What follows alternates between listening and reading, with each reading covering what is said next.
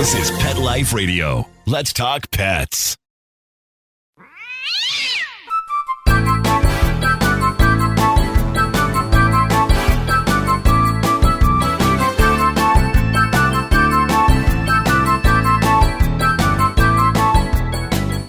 Hey there, cat lovers. Welcome to 9 Lives with Dr. Cat.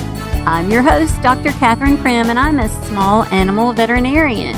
Today, I want to talk about something that's incredibly important, but sometimes overlooked.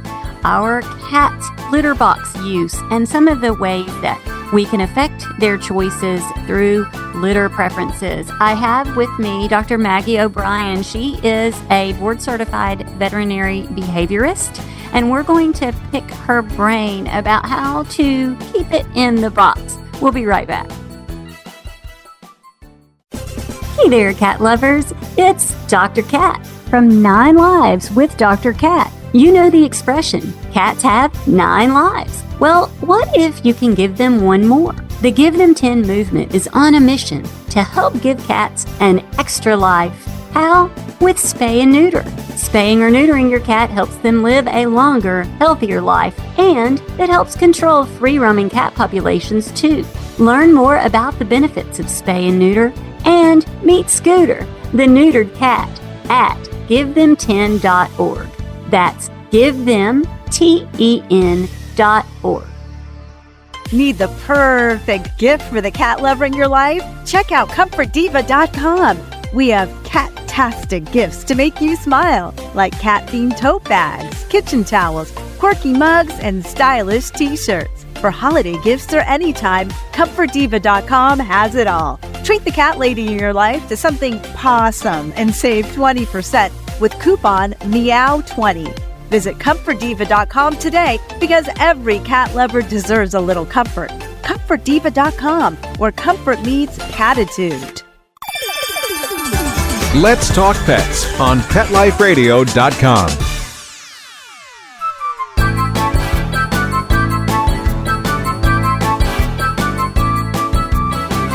Welcome back to 9 Lives with Dr. Cat on Pet Life Radio. I have Dr. Maggie O'Brian with me today.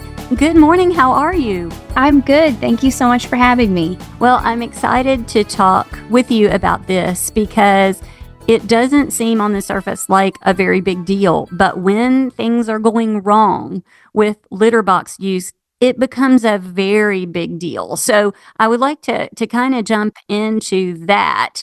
And I also want to learn a little bit about you. Yes, absolutely. And you're correct. Inappropriate elimination or not using the box is the most common behavior problem we see in cats. So it's definitely a very common issue that our pet parents deal with. And then, my name is Dr. Maggie O'Brian. I am a board-certified veterinary behaviorist. So I live in Charlotte, North Carolina with my family. And then we do see patients locally here. And then I have a virtual service where we get to work with pet parents across the country to help address any behavior concerns that they have for their dogs and cats. Okay, that is great. So as I mentioned, litter box use, and you mentioned, can become a really big issue. And I personally hear a lot of kind of desperate cat guardians talking about how important it is to keep it in the box. So can we talk a little bit about what someone might do? One of my listeners maybe is out there that has just noticed that their cat has not been using the box appropriately. What are the steps that you would recommend? Yeah, so there can be multiple reasons cats will start not using the litter box. So we kind of think of it broadly as a behavior concern versus a medical concern. And of course, there can be overlap between the two of those and make them even more confusing. But the first step is always to take your cat into your primary care veterinarian to make sure there's no medical reason that they're not having accidents outside the box. So they can have arthritis or constipation or things like that that may actually lead to defecating outside the box. And then they can have urinary issues like UTIs or kidney disease that might lead them to urinate outside the box. And so the first step would be to get a medical workup and make sure there's nothing going on there. Right. Well, so would you say that the average cat with no medical issues would choose to be clean, would choose to stay in the box, or can it be just a choice? So typically cats are going to develop a preference during kittenhood to utilize a box versus not utilizing a box. And that's what makes them such great companion animals. If the majority didn't want to use the box, then they would very likely not live in our houses to the extent that they do. So there is typically in a normal cat a preference to use a box and stay clean and have that preferred area to go to the bathroom. And so when we see them, it's because they are kind of a different from the norm and they're no longer using that box. So I hear a lot from my clients, some ideas that maybe the cat is doing those things out of spite or because he or she is mad. And I kind of try to counter that thought. Can you sort of touch on that a little bit? Yes, that is also something we hear very, very commonly, which is understandable. It's a very, very frustrating behavior for people. And many times we can see cats not use the box secondary to some sort of stress, like the owner being out of town or guests being over or a new baby. And so as humans, it's easy for us to put our feelings on our cat and say, well, they're mad about the new baby, and so they're peeing everywhere. But really, we think about those issues as being secondary to stress, and that's can be a cat's way of dealing with stress, as unfortunate as it is for us in our homes. So how can my listeners, maybe some of my listeners have a new kitten or a cat that has never done this before? Are there ways that they can sort of set the cat up for success to create a good litter box routine? Yes. So if we've ruled out medical concerns and we feel like this is more of what we would call inappropriate toileting issue. So when you look at behavior concerns for inappropriate elimination, you look at urinary marking, which is its own little problem. Urinary marking is not as commonly linked to what is going on with the actual box. But the other main behavioral concern we see with cats that go outside the box is actually what we call inappropriate toileting, which means that they're not using the box either because they prefer a different area or there's something about the box, the location, the litter that they do not prefer, and so they're avoiding that area. And so we'll see those either preferences or aversions leading to some cats not using the box. So when we generally try to set them up for success, a typical rule of thumb would be a very large box. So you always want to get the extra large litter boxes or even an under the bed storage container. Typically getting clay litter is going to be the most common preferred substrate that we see. And then you want it to be in a quiet area with low traffic. You don't want it to be where the dog is constantly barking out the window or where the dryer goes off loudly all the time.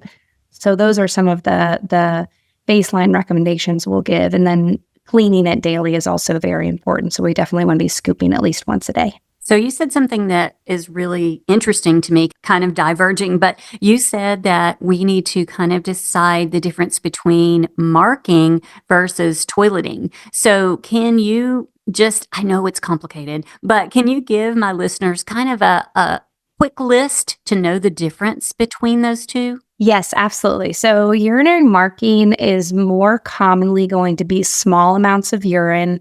It's often going to be on vertical surfaces, so things like the baseboards or the door or near the window, but it's typically going to be on vertical surfaces.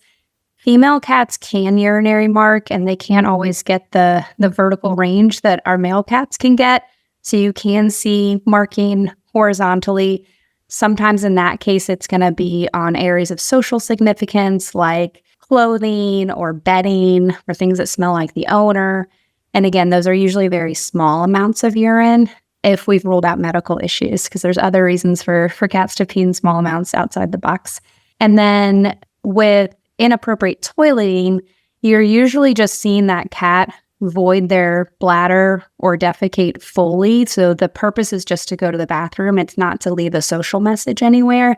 And then when that happens, it's typically going to be, again, in an area where they either just prefer to go to the bathroom there or an area that's away from whatever they're concerned about the current box setup is. And so you'll see a larger amount just for the purpose of fully going to the bathroom.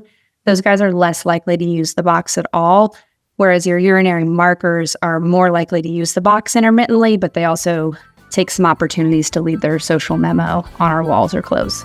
Great. Thank you. That's very, very helpful. So I want to take a quick break and come back and talk a little bit more about specific things that cat guardians might be able to do to reframe the litter box as a happy place. So we'll be right back. Pet Greens is proud to support 9 Lives with Dr. Cat on Pet Life Radio.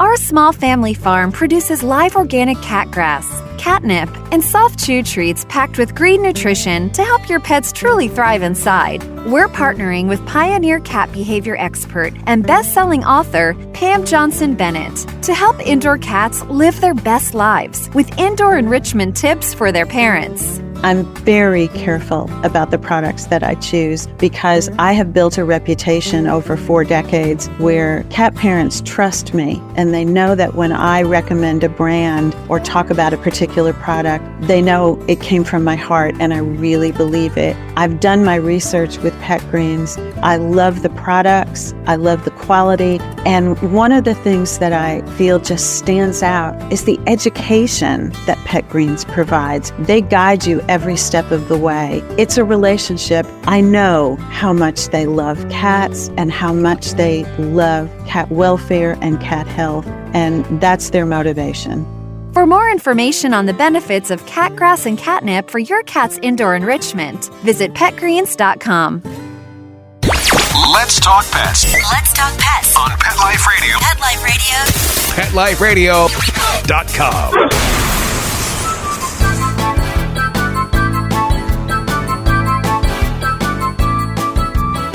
Welcome back to 9 Lives with Dr. Cat on Pet Life Radio. Dr. Maggie O'Brian and I are delving into litter box issues and inappropriate toileting versus marking and what my listeners might be able to do to help head off some of these problems. So we were just talking about maybe the toileting thing is a preference versus an aversion. So how can we, without asking our cats, since they seldom answer in English, how can we find out what our cat's preferences are? Are there any tests or anything that we can do? So you can perform your own little in-home experiments with our cats.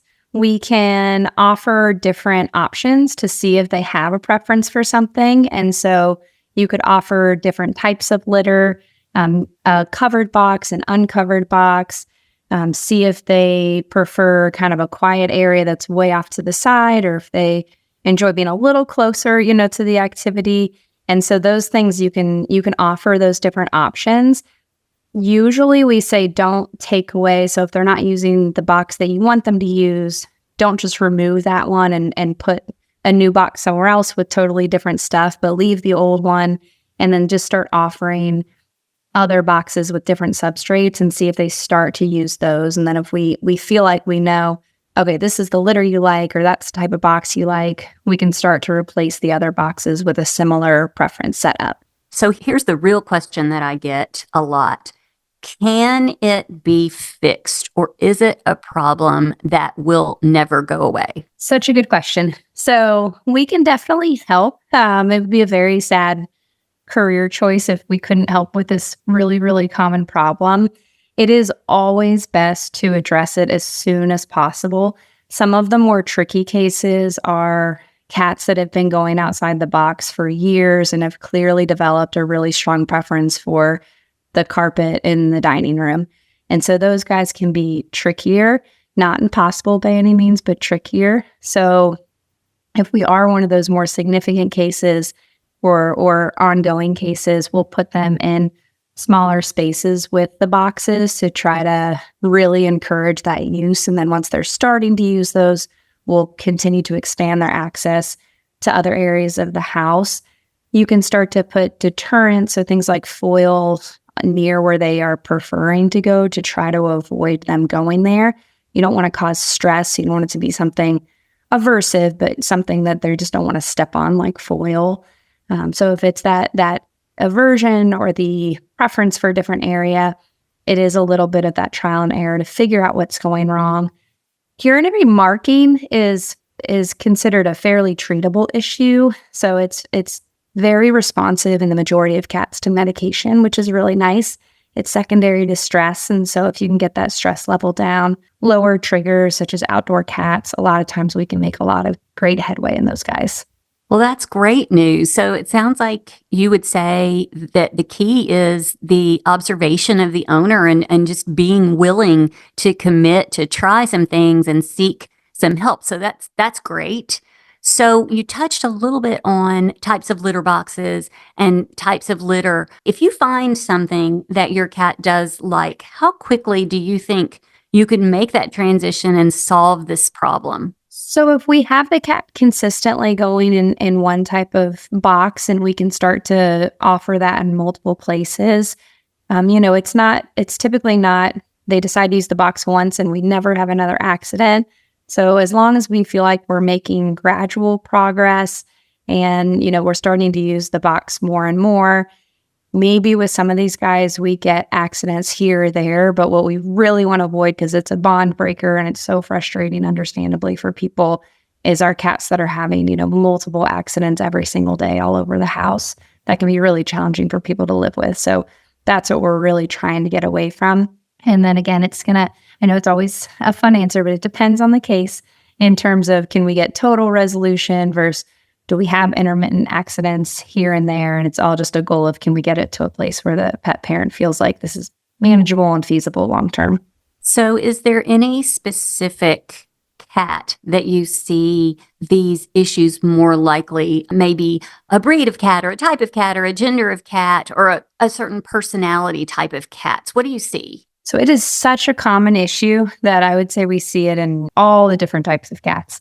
When we see them in a behavior appointment, many times they do have comorbid issues like anxiety, or they're territorial towards other cats outside. And so based on the individual, we'll try to address those concerns that we can commonly see. So trying to block access to outdoor cats. If there's aggression between or conflict between the cats in the house, oftentimes that can lead to secondary issues like not using the box. So it's typically going to be environmental and what the social structure is. And then that individual variation is typically going to outweigh any breed-specific concerns. So by the time you see these kitties, presumably they would have already seen their general practitioner like me and ruled out some of the medical issues. But you mentioned that sometimes things like osteoarthritis or urinary disease can play a role. And I know that by the time you get them, these have already been handled. But can you touch on those a little bit? Yeah, absolutely. And they can be comorbid too. And it's really tricky if you're dealing with something that is a medical issue that isn't curable per se. So if they have chronic issues like arthritis, obviously we have great treatment options for now in cats, but it's still an ongoing treatment process that you're never going to make completely go away. So when we work with these guys, it is definitely really important to make sure that they're as physically comfortable. So with arthritis, you want to make sure that the box isn't, they don't have to go up a flight of steps to get to the box. If that just feels like a lot for that cat that day, they might just choose to use a room, adjacent to them that's off in a quiet spot and not do the stairs that day, especially if the stairs are wooden and they're slippery or anything like that. Even the sides of the box can play a role with that. So some cats aren't going to want to jump into the box because they feel more ouchy that day. And so addressing those issues can definitely help with making them more likely to use the box, but meeting them both ways. So it's addressing the primary issue like arthritis, but it would also be making sure we have boxes readily available where they don't have to go far to find them, making sure we have sides cut out of the box if it's got a tall side and you have an arthritic cat. So making sure we're covering for those issues the best we can on our end from a management standpoint and also an environmental standpoint.